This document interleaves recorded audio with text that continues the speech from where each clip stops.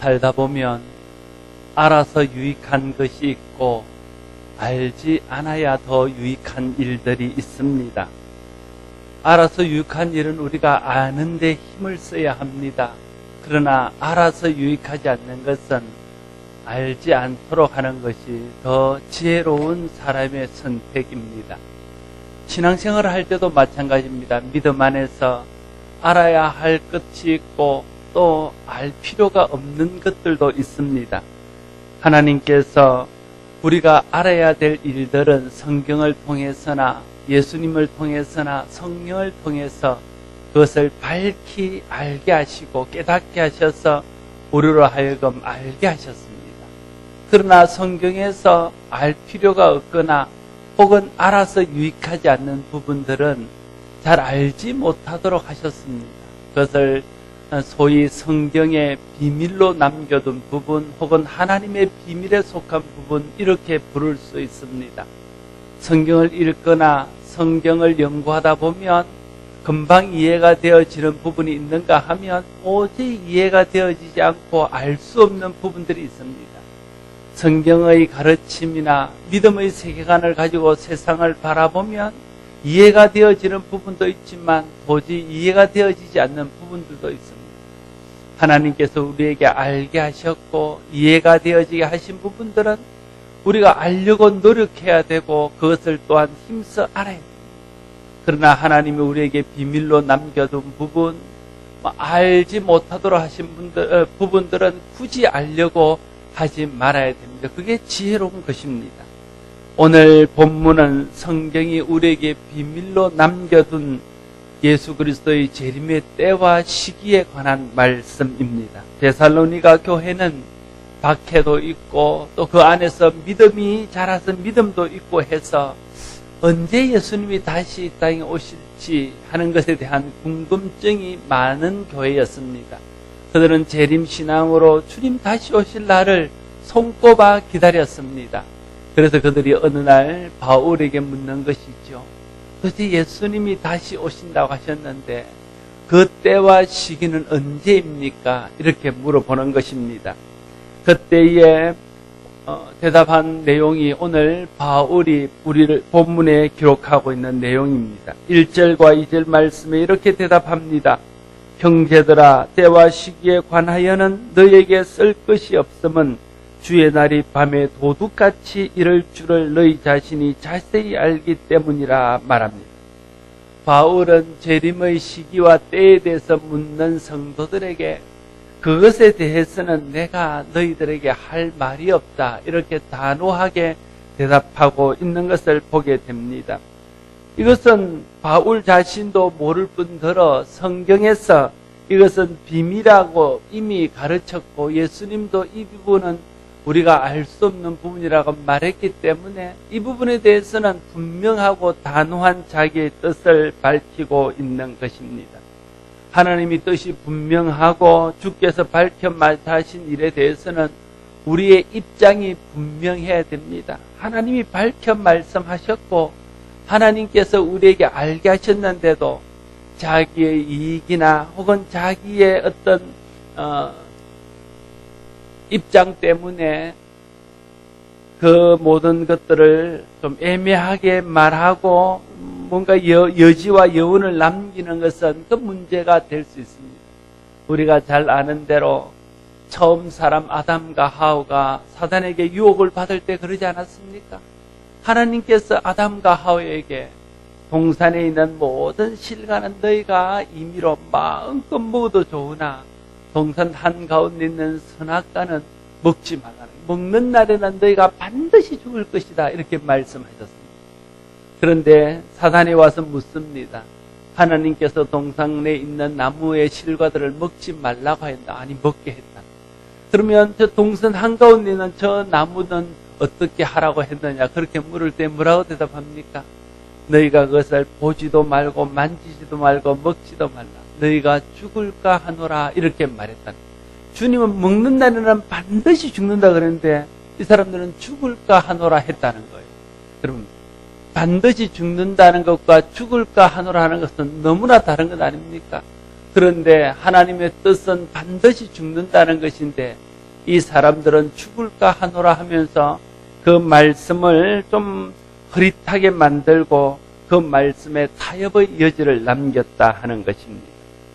하나님의 뜻이 분명하고 성경의 가르침이 선명하면 하나님의 뜻과 성경의 가르침에 벗어나는 것에 대해서는 대답할 필요가 없다고 태도를 단호하고 분명하게 해야 합니다. 예수님께서 재림의 때와 시기에 관하여 말씀하실 때에 하나님께서 그 때와 시기에 관하여는 아무에게도 알려주시지 않았기 때문에 그에 대해서는 대답할 것이 없다고 태도를 분명히 하고 있습니다. 이것이 사도 바울의 믿음의 태도입니다. 예수님께서도 재림의 때에 대해서 묻는 제자들에게 그것에 대해서는 말할 수 없다 이렇게 대답하고 있는 것을 봅니다. 마태복음 24장 36절에 보면 그러나 그 날과 그 때에는 아무도 모르나니 하늘의 천사들도 아들도 모르고 오직 아버지만 아시느니라. 사도행전 1장 7절에는 이르시되 때와 시기는 아버지께서 자기의 권한에 두셨으니 너희가 알 바 아니오 이렇게 말합니다. 재림의 때와 시기는 성경에서 알려주지 않는 신앙의 비밀입니다. 하나님의 의 중에만 있는 거예요. 하나님의 생각 속에만 있는 것입니다. 그것은 천사에게도 알려주지 않고 심지어 아들에게도 알려주지 않으셨다고 예수님은 말씀하고 있습니다. 그것은 오직 하나님이 알아서 하실 일이라는 것이죠. 그래서 사도 바울도 예수님도 이 일에 대해서는 할 말이 없고 이 일에 대해서는 더 이상 가르칠 것이 없다 이렇게 못 받고 있는 것입니다. 재림의 때와 시기는 하나님이 정하십니다. 그것은 하나님의 의중에 있고 누구에도 알리지 않은 일입니다. 아무도 알 수 없는 하나님의 비밀에 속한 사항입니다. 이것이 재림의 때와 시기에 대해서 가르치는 성경의 가르침입니다. 바울은 하나님께서 알려주신 것은 자기도 알려고 애쓸 뿐 아니라 다른 사람에게도 어떻게 하든지 그것을 알려주려고 노력했습니다. 예를 들면 누구든지 예수 그리스도를 믿기만 하면 구원받는다는 사실을 자기도 알려고 힘써서 그것을 알고 믿어서 구원받았고 그 사실을 알지 못하는 많은 이방인들에게 그 사실을 알리기 위해서 목숨을 걸고 다니면서 박해를 받아도 배척을 받아도 사람들이 듣기 싫어해도 그 사실을 알리는데 전력했다는 거예요. 그것이 사도 바울의 하나님의 뜻이 정해진 것을 대하는 태도였습니다. 그러나 사도 바울은 하나님께서 비밀로 남겨두신 일은 자기도 알기를 포기할 뿐 아니라 다른 사람이 알려고 하는 것에 대해서도 알 필요가 없다고 분명하게 말하고 있는 것을 보게 됩니다. 우리의 태도가 이래야 됩니다. 하나님이 우리에게 알게 하신 것은 우리가 어떻게 하든지 알려고 노력하고 하나님께서 우리에게 알지 못하도록 하신 것에 대해서는 헛된 호기심을 버리고 우리가 그것을 알지 않기로 마음을 정해야 한다는 거예요. 그때 우리에게 신앙적인 유익이 있을 것입니다. 그런데 많은 사람들은 하나님께서 밝혀 알려주셨고 성경을 통해서 우리가 반드시 알아야 된다고 말씀하신 것에 대해서는 아는데 게으르거나 그걸 아는데 마음이 좀 소홀합니다. 그런데 반대로 성경이 비밀로 남겨두고 성경이 우리에게 설명해 주지 않고 성경이 우리에게 알게 하시지 않은 것에 대해서는 호기심이 발동해서 그건 알려고 계속해서 노력하는 것입니다.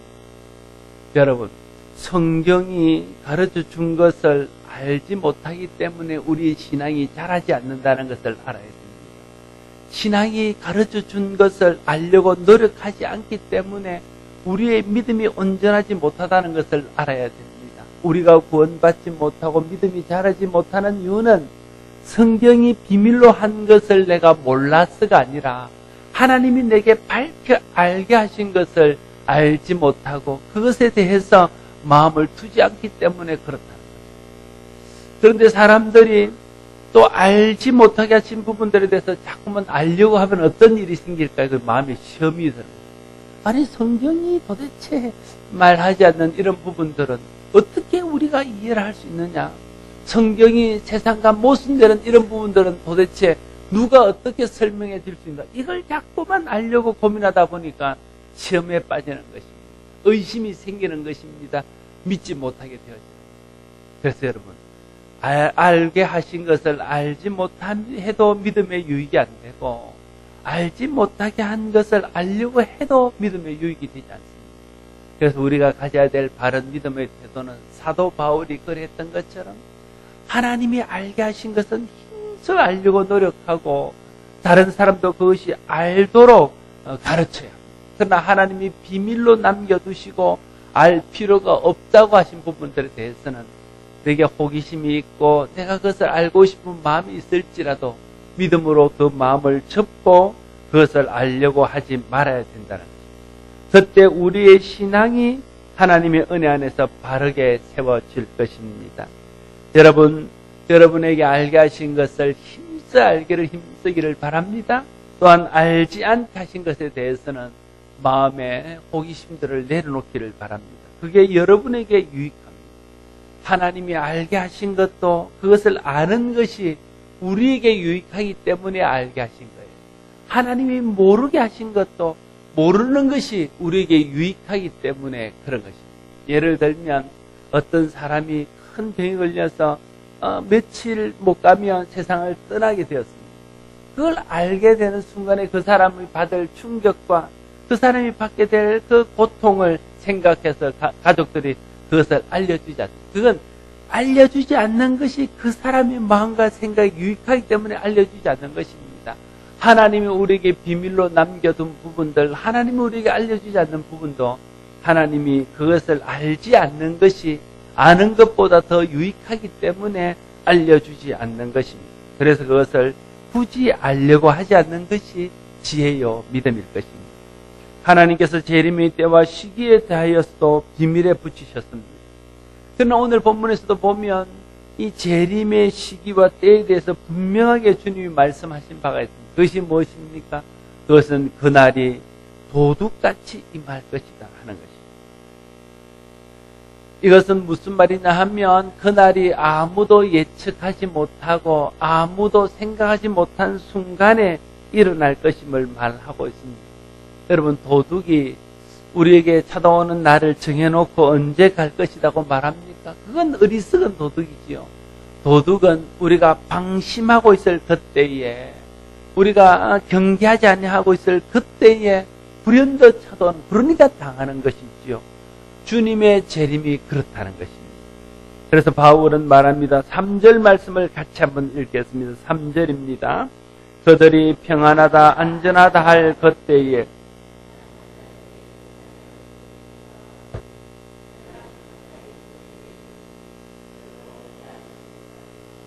많은 사람들이 지금은 재림의 때가 아니야. 주님이 설마 지금 오시겠어? 이렇게 생각하고 마음을 놓고 있는 그 순간에 호련히 주님의 재림이 일어날 것이라는 것입니다. 사람들이 편안하다고 말하고 안전하다고 말하는 그때에 갑자기 예수님의 재림이 있을 것이라는 거예요. 개인적으로 종말을 맞는데도 그렇지 않습니까? 사람들이 언제 우리 인생이 종말을 맞을지 아무도 모르는 것입니다. 그래서 어른들이 이야기하기를 내가 젊은 날 정말 애써 일해서 좀 살만하고 먹을만하니까 이제 가야 된다.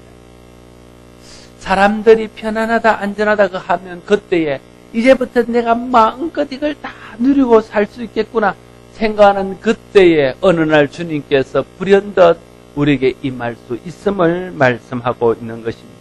노아의 홍수의 때도 그러지 않았습니까? 그래서 마태복음 24장 38절에 홍수 전에 노아가 방주에 들어가던 날까지 사람들이 먹고 마시고 장가들고 시집가고 있었으면서 이렇게 말하고 있습니다. 여러분, 사람들이 시집가고 장가가는 것이 잘못되었습니까? 먹고 마시는 것이 죄입니까? 아닙니다.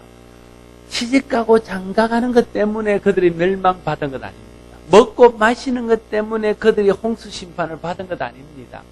먹고 마시고 시집가고 장가가는 일상의 삶 속에서 무슨 소리 지금 무슨 홍수가 난단 말이야, 이럴 때 무슨 멸망이 있단 말이야 하면서 하나님의 말씀에 귀를 기울이지 않고 하나님의 경고를 무시하고 하나님께서 노아를 통해서 하신 말씀들을 순종하지 않기 때문에 멸망을 받은 것이지, 시집가고 장가들고 먹고 마신 것 때문에 멸망을 받은 것이 아닙니다.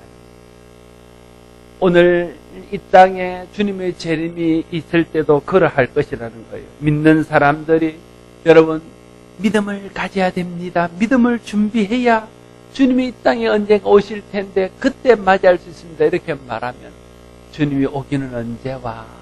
어제가 오늘 같고 오늘이 또 내일 같을 텐데 언제 와?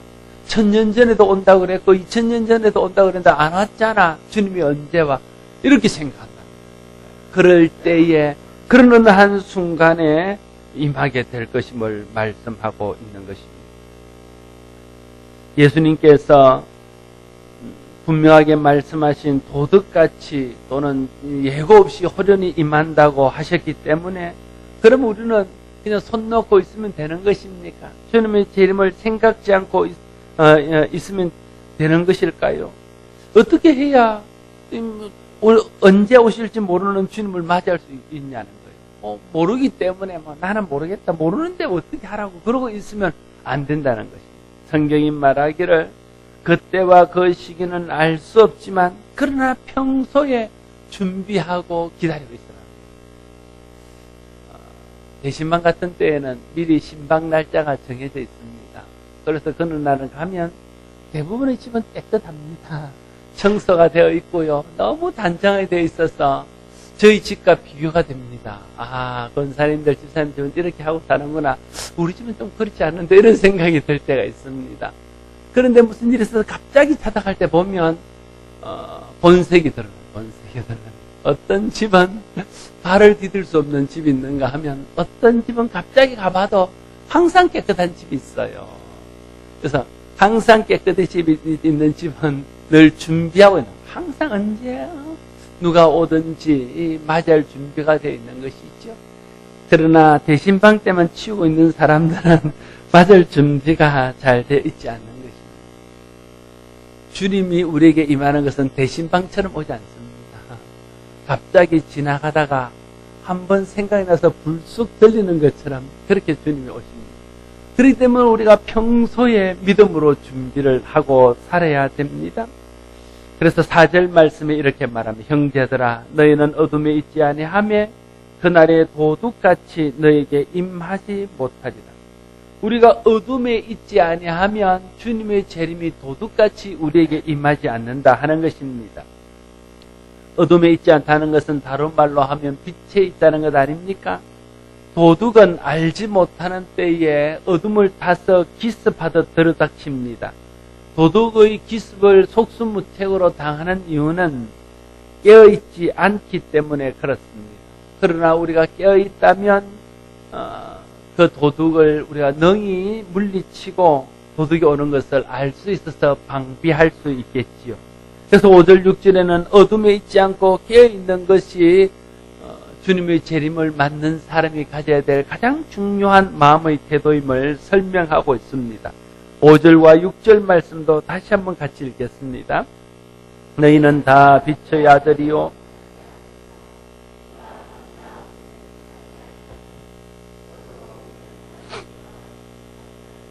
오직 정신을 차릴지어다. 예수 믿는 사람은 다 빛의 아들이요 낮의 아들입니다. 밤이나 어둠에 속한 사람이 아닙니다. 믿는 사람들은 하늘나라에 속한 사람이고 하나님께 속한 사람들입니다. 그러므로 믿지 않는 자들처럼 자고 있으면 안 됩니다. 물론 여기서 말하는 잔다는 것은 육체적으로 잠을 자는 것을 말하지 않습니다. 영적으로 신앙적으로 잠들어 있는 것을 말하는 것이죠. 영적으로 신앙적으로 잠잔다는 것은 하늘나라나 하나님을 의식하지 않고 사는 것을 말합니다. 세상에 있는 것이 다인 줄 알고 세상의 것만 바라보고 살아가는 것을 말합니다. 그러면 하나님이 이 땅에 예수 그리스도를 보내셔도 알지 못하고 관심이 없기 때문에 깨닫지 못하게 되어지는 것이죠. 그러나 믿는 자들은 깨어있는 자들입니다. 깨어있다는 것은 역시 육체적으로 깨어있는 것이 아닙니다. 영적으로 신앙적으로 깨어있는 것입니다. 영적으로 믿음 안에서 정신을 차리고 하나님을 의식하며 사는 것입니다. 하나님의 뜻과 하나님의 때에 민감하게 반응하면서 사는 것입니다. 하나님에 대해서 영적으로 민감하게 반응하며 사는 것입니다. 하나님 말씀에 대해서 민감하게 반응하고 하나님의 사인에 대해서 민감하게 반응하고 하나님께서 우리에게 보여주시는 모든 징조들과 되어지는 일들에 대해서 민감하게 대처하는, 그게 깨어있는 사람의 특징입니다. 그럴 때에 주님이 언제 오실지라도 우리가 그분을 믿음으로 맞이할 수 있다 하는 것이죠. 특별히 7절 말씀에 보면 자는 자들은 밤에 자고 취하는 자들은 밤에 취한다 말씀하고 있는 것을 보게 됩니다. 세상에 속한 자들의 특징은 밤에 있다네, 밤에. 그래서 어둠 가운데 있기 때문에 도둑이 오는 것을 알지 못하고 도둑이 와도 그것을 속수무책으로 당할 수밖에 없다는 것입니다. 자는 자들은 밤에 자고 취하는 자들은 밤에 취한다 말합니다. 잠은 영적으로 무감각해지는 상태를 말합니다. 취한다는 것은 영적으로 무기력해지는 상태를 말합니다. 잠자는 것이나 술 취하는 것이나 공통점은 그것을 도둑이 와도 알지 못하고 혹 안다 할지라도 그것을 방비할 능력을 갖추지 못한다는 뜻입니다. 그래서 속수무책으로 당할 수밖에 없는 것이죠. 믿는 사람들이 자고 취하는 이유는 그들이 밤에 속했기 때문이다. 이렇게 오늘 본문은 설명하고 있습니다. 밤과 어둠의 속성은 자고 취하게 하는 것입니다. 자는 자들도 취하는 자들도 다 밤에 그 일을 하는 것이죠. 그래서 믿지 않는 사람들의 근본적인 문제는 그들이 잔다는 것이나 취한다는 것에 있지 아니하고 그들이 밤에 속해 있다 하는 것입니다. 밤에 속해 있기 때문에 자는 겁니다. 밤에 속해 있기 때문에 취하는 것입니다. 그래서 밤에서 벗어나고 어둠에서 벗어나야 됩니다. 밤에 속하였다는 것은 단적으로 말하면 예수 믿지 않는 것을 말합니다. 하나님을 하나님으로 인정하지 않는 것을 말합니다. 하나님에 대해서 무감각한 것을 말합니다. 성경과 하나님이 가르치는 모든 것에 대해서 믿지 아니하고 그것에 대해서 준비하지 않는 것을 말합니다. 그것이 어둠에 속한 것입니다. 그것 자체가 문제라는 거예요. 그렇기 때문에 어둠에 속해 있으면 이 땅을 사는 때나 주님이 재림하셔서 이 땅이 끝나는 어느 때나 하나님의 은혜를 받지 못하고 하나님의 은혜와 상관없는 삶을 살아갈 수밖에 없다는 거예요.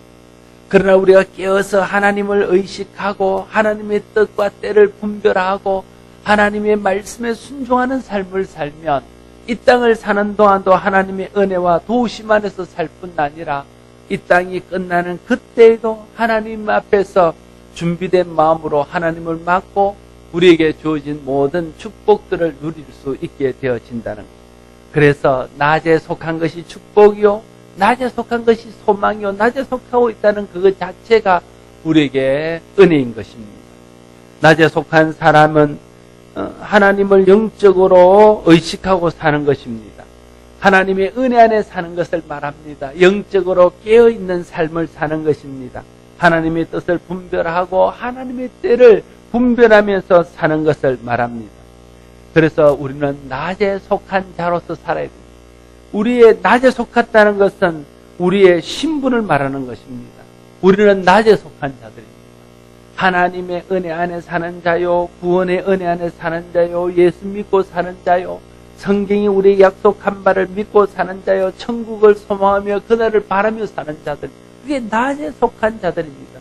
그래서 낮에 속한 자들은 하나님을 의식하고 하나님의 약속을 믿고 믿음 안에서 주님을 바라고 살기 때문에 이 땅을 사는 동안도 하나님의 은혜와 복을 받으며 살고 이 땅을 떠나는 날도 하나님 손에 이끌려 주님의 재림이 때에 주님의 천국의 혼인잔치에 들어갈 수 있게 되어지는 것입니다. 그러나 낮에 속했다고 해서 그것만으로 다 끝난 것은 아닙니다. 8절 말씀에 보면 우리는 낮에 속하였나니 정신을 차리고 믿음과 사랑의 호심경을 붙이고 구원의 투구를 써자 이렇게 권고하고 있는 것을 보게 됩니다. 낮에 속한 사람은 낮에 속한 사람의 합당한 삶이 있다는 것입니다. 낮에 속한 사람이 낮에 속한 사람에 합당한 삶을 계속해서 살아야 낮에 속한 자로서의 그 삶을 민감하게 살아갈 수 있습니다. 근데 내 신분은 낮에 속한 사람인데 나는 자꾸만 어둠에 속한 사람들의 일을 하고 어둠에 속한 사람들처럼 살아가는 것입니다. 하나님을 의식하지 않고 믿음을 따라 순종하지 않고 믿음의 때와 믿음의 그 가르침을 분별하지 못하고 살고 그저 세상 사람들처럼 세상에 있는 것들을 즐기고 세상에 있는 것에 마음을 빼앗겨서 그렇게 살아가면 내 신분은 낮에 속한 사람이지만 점점 나는 어둠에 속한 사람처럼 되어져 가서 어느 순간에 내가 어둠에 속한 사람이 될 수 있다. 그래서 내가 신분이 빛에 속한 사람이면 빛에 속한 사람답게 살아야 돼. 내가 낮에 속한 사람이면 낮에 속한 사람처럼 단정하게 행해야 한다 하는 것입니다. 낮에 속한 사람은 또 빛에 속한 사람은 낮에 속한 사람처럼 정신을 차리고 깨어 있어야 된다고 오늘 본문은 말하고 있습니다. 특별히 믿음과 사랑의 호심경을 붙이고 구원의 소망에 투구를 쓰자 이렇게 말하고 있습니다. 호심경은 무엇입니까? 이전 성경에는 흉배라고 말하고 있잖아요. 가슴을 보호하는 것이죠. 가슴을 보호하는 보호대가 호심경입니다. 투구는 무엇입니까? 투구는 우리가 다 아는 대로 이 머리를 보호하는 것 아닙니까? 머리를 보호하는 보호장구입니다. 믿음과 사랑이 우리의 마음을 지키고 천국의 소망이 우리의 생각을 지켜주는 거예요. 믿음과 사랑이 우리 마음속에 없으면 우리의 마음은 좀 소위 말하면 칠랄레 팔랄레 세상의 온갖 것들을 다 쫓아다니는 것입니다. 여기 가서 집적거리고 저기 가서 내 마음이 하나님을 향하여 사도 바울이 말하는 것처럼 표대를 향하여 나가지 못하고 여기 갔다가 저기 갔다가 도대체 갈피를 잡지 못한다는 거예요. 내 생각이 천국의 소망으로 가득 차여 있지 못하면 내 생각이 너무 많아서 가시나무새에 나오는 그 노래 가사처럼 내 안에 내가 너무 많아서 온갖 생각 속에 시달리며 살아간다는 거예요. 주님만 바라보고 단순히 주님을 향하여 나가지 못한다. 주님만 바라보고 단순히 천국만 향하여 나가지 못한다. 그래서 우리는 이 믿음과 사랑의 호심경을 가슴에 붙이고 구원의 소망의 투구를 머리에 쓰고 살아야 해요. 그래야 나사의 자녀답게 또 빛의 자녀답게 그 믿음을 지키며 신앙 안에서 하나님이 말씀하시는 뜻과 말씀에 순종하면서 살아갈 수 있게 되어진다 하는 것이죠. 믿음과 사랑과 소망이 우리 마음과 생각을 지켜주는 보호장구입니다. 그러므로 우리에게 믿음이 있어야 됩니다. 믿음이 자라야 됩니다. 우리 마음속에 그리스도의 사랑이 있어야 됩니다. 그리고 그 사랑을 실천해야 됩니다. 우리 속에 천국의 소망이 있어야 됩니다. 그리고 그 소망을 날마다 꿈꾸며 살아야 됩니다. 그래야 우리의 믿음이 세상의 것에 흔들리지 아니하고 하나님이 기뻐하는 삶을 사는 믿음으로 능력을 발휘하게 되어질 것입니다. 여러분, 그러므로 내가 믿음에 굳건히 서 있는지, 내 속에 그리스도의 사랑이 있는지, 내가 천국의 소망이 분명한지 계속해서 우리 자신을 점검해야 됩니다. 그것이 분명해야 우리 자신을 빛 가운데 살게 하고 어둠으로 가도록 방치하지 않을 수 있기 때문에 그렇습니다. 이 세 가지가 희미하면 우리는 어둠에 속한 자처럼 살 수밖에 없습니다. 천국의 소망이 불분명하면 세상의 소망이 커질 수밖에 없습니다. 그렇지 않습니까? 믿음이 불분명하면 자꾸만 마음을 다른 데 의지하게 된다니까요. 하나님에 대한 믿음이 분명하면 하나님을 바라보고 기도하면서 삽니다. 그러나 하나님에 대한 믿음이 불분명하면 자꾸만 세상에 있는 물질이나 사람이나 세상에 있는 것을 의지할 수밖에 없습니다. 그리스도에 대한 사랑이 분명하면 그 사랑으로 만족하는 거예요. 그 사랑 때문에 위로받고 그 사랑 때문에 힘을 얻고 그 사랑 때문에 살아가는 겁니다. 그런데 그리스도의 사랑이 분명하지 않으면 자꾸만 세상의 사랑을 구하고 사람의 사랑을 구하다가 상처를 받게 되었습니다. 그래서 믿음과 소망과 이 사랑이 우리 가운데 있지 않으면 우리 신앙은 온전하지 못하고 빛 가운데 행하거나 낮 가운데 살지 못하고 자꾸만 어두움에 있는 것들을 바라보게 되고 어둠 쪽으로 마음이 향하게 되고 어둠을 향해 나가게 됩니다. 그러면 우리의 신앙을 보장받기가 어려워진다는 사실입니다. 그래서 낮에 속한 자로 살아야 됩니다. 깨어있는 자로 살아야 됩니다. 특별히 9절과 10절 말씀 결론적으로 우리 한번 읽겠습니다. 9절 10절을 같이 한번 읽습니다. 하나님이 우리를 세우시면 노하심에 이르게 하심이 아니요 오직 우리 주 예수 그리스도로 말미암아 구원을 받게 하십니다.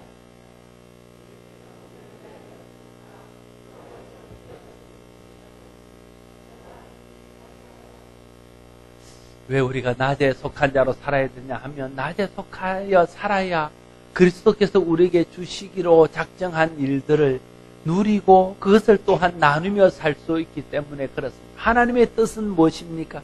하나님의 뜻은 어둠이 아니라 빛입니다. 다시 말하면 하나님의 뜻은 사람들이 멸망을 당하고 저주를 받고 고통 가운데 있는 것이 아니라 하나님의 뜻은 사람들이 하나님의 은혜 안에서 하나님 주시는 복을 받고 영생을 누리는 것이 하나님의 뜻입니다. 그래서 하나님이 이 땅에 예수 그리스도를 보내주셨고 죄의 저주 가운데 있는 사람들을 대신하여 예수 그리스도께서 십자가에 달려 돌아가게 하셨고 모든 사람들에게 죽음 이후에 새로운 삶이 있는 소망을 주시기 위해서 예수 그리스도를 부활케 하셨고 그리고 그것을 믿도록 하시기 위해서 우리 마음속에 성령을 주셨고 그 모든 것을 완성하기 위해서 장차 이 땅에 재림하여 주셨습니다. 이 모든 것이 하나님의 뜻입니다.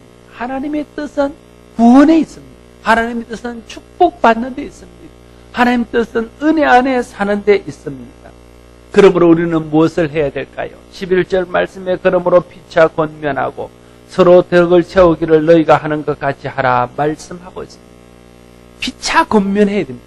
나도 빛 가운데 행하고 믿음 가운데 행하고 믿음과 사랑과 소망 가운데 든든히 서기를 힘쓸 뿐 아니라 믿음의 형제들 또 믿음 밖에 있는 사람들에게 권하여 그들도 빛 가운데로 들어오도록 어둠의 일을 벗고 빛의 갑옷을 입으며 어둠의 일에서 벗어나서 밝음으로 나올 수 있도록 우리가 권면하는 일들을 해야 됩니다. 그것이 전도요 또 그것이 선교요 그것이 믿음의 격려요 그것이 믿음의 충고요 그것이 믿음의 서로 격려하고 위로하는 것이다.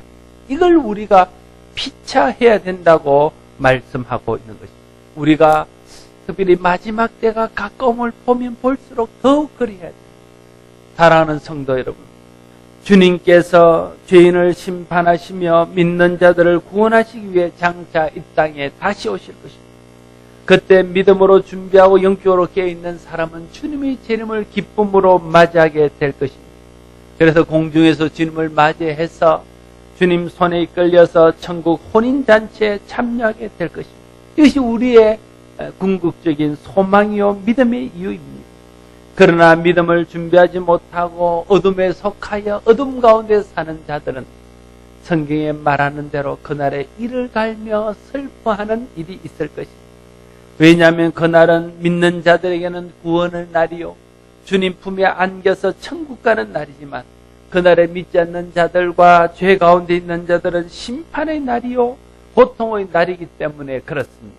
그러므로 믿음으로 깨어 있어야 됩니다. 빛의 자녀답게 낫의 자녀답게 빛에 속한 자답게 믿음과 소망과 사랑 가운데 든든히 서서 주님 기뻐하시는 삶을 살아야 됩니다. 그러면 영적으로 깨어 있어서 주님이 언제 오시든지 아무런 걱정이 없는 것입니다. 준비가 안 된 사람이 걱정이지 준비된 사람은 걱정이 없습니다. 학교 갈 때 공부 잘하는 애들은 평소에 공부를 합니다. 그리고는 시험 칠 때 벼락치기 공부하는 애들을 놀리는 겁니다. 매일 가서 농구하자 그러고 그러는 겁니다. 그래서 같이 어리석은 애들 농구를 합니다. 그런데 그 애는 시험 청소 자기는 성경 왜 그럴까요? 다 아시다. 평소에 공부하는 애들은 시험 때 그렇게 열심히 하라고 정리만 하면 됩니다. 그러나 평소에 공부하는 애들은 시험 치기 전날 밤새고 시험 치다가 졸고 해서 시험을 잘 못 치는 것입니다. 주님의 재림도 그렇습니다. 아이고 지금은 아니지. 내가 주님 오실 때 되면 열심히 해야지. 주님은 예고 없이 오십니다. 평소에 열심히 하는 사람은 주님이 언제 와도 걱정이 없습니다. 그렇지 않습니까? 그러나 평소에 준비가 안 된 사람은 오늘 주님이 다시 온다면 어떨까 걱정이 되는 거예요. 그런 걱정이 되면 지금부터 믿음과 소망과 사랑을 든든히 하고 그 가운데 서서 믿음으로 살고 빛의 자녀들답게 단정하게 행하십시오. 그러면 주님이 언제 와도 기쁨으로 맞이하는 그런 축복된 자녀가 되어질 것입니다. 주님이 재림하면 그때는 늦습니다. 주님이 재림하면 그때는 늦습니다. 주님의 재림은 종말의 때입니다. 개인적으로도 종말의 때가 있습니다. 주님이 재림하셔서 우리 모두가 함께 종말을 맞거나 아니면 개인적으로 사람들은 한 사람 한 사람 주님의 불림을 받아서 종말을 맞습니다.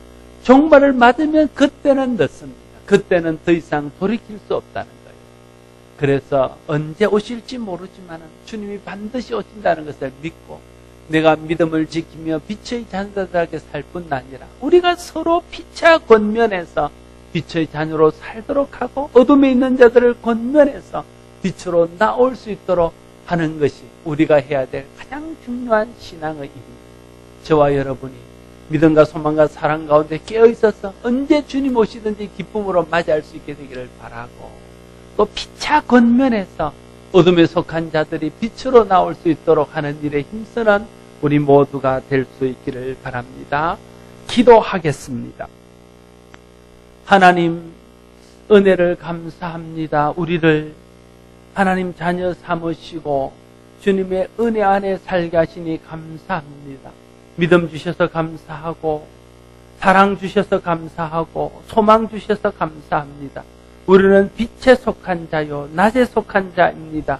우리가 이 사실을 날마다 기억하며 믿음 가운데 서고 사랑 가운데 서고 소망 가운데 든든히 서서 빛의 자녀답게 행함으로 하나님께 영광을 드릴 뿐 아니라 하나님 뜻을 분별하여 행하고 주님 언제 오시든지 기쁨으로 맞이할 수 있는 우리의 삶이 되게 하여 주옵소서. 또한 어둠에 속한 자들에게 권고하고 우리가 서로 피차 권면함으로 모든 사람들이 빛에 속하여 구원받을 수 있는 일에 힘쓸 수 있는 우리 모두가 될 수 있도록 또한 은혜를 베풀어 주시옵소서. 예수님 이름으로 기도드리옵나이다.